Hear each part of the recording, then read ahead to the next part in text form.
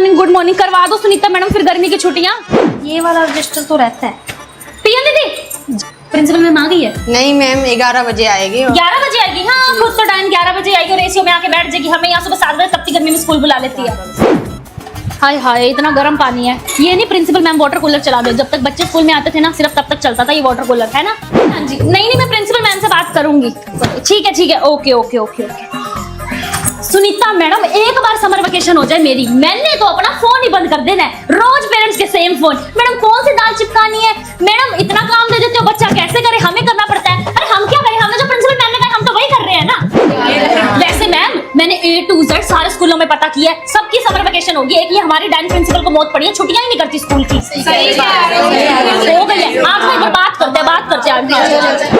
हाँ जी principal ma'am. हाँ जी teachers, मुझे लगता है समर वेकेशन होने वाली है, उसके लिए बुलाया। कल से